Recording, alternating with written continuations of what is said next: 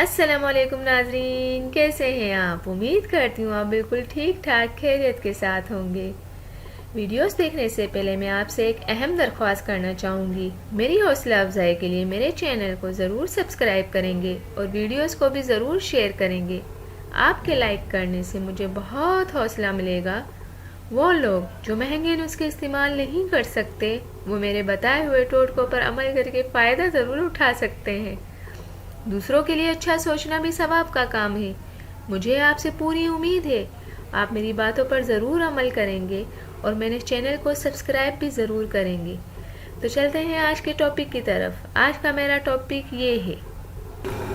ناظرین، میں آپ کو بتاتی چلوں کہ ہم نظر کی کمزوری کیسے دور کر سکتے ہیں اور ہماری بینائی ہم کیسے تیز کر سکتے ہیں، ہماری آنکھوں سے ہم چشمہ کیسے اتار سکتے ہیں اور ہمیشہ کے لیے آنکھوں کے چشمے کا ہم کیسے دور کر سکتے ہیں۔ تو اس کے لیے میں آپ کو بہت مفید ٹوٹکے بتانے جا رہی ہوں۔ یہ آپ کریں، آپ کو بہت جلد فائدہ ہوگا۔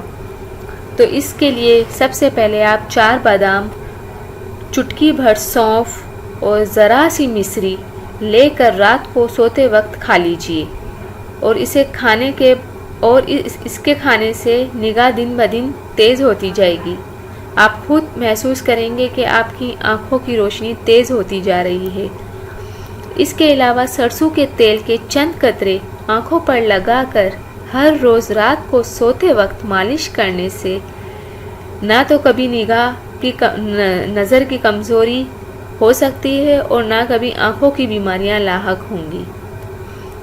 اس کے علاوہ ناظرین، آج کل گاجروں کا سیزن ہے۔ گاجروں کا زیادہ سے زیادہ استعمال کریں، اس سے آنکھوں کی بینائی بڑھاپے میں بھی کبھی خراب یا کمزور نہیں ہو سکتی۔ روزانہ 1 گلاس گاجر کے جوس کا آپ نکال کر پئیں اور آپ خود فرق محسوس کریں گے کہ آپ کی نظر بہت تیز ہوتی جا رہی ہے اور انشاءاللہ آپ کی نظر کا چشمہ بھی ہٹ جائے گا۔ اور اس کے علاوہ اور بھی ایک ٹوٹکا ہے کہ غسل کرنے سے پہلے پاؤں کے انگوٹھوں پر سرسوں کے تیل کی مالش کرنے سے بھی نظر کمزور نہیں ہوتی۔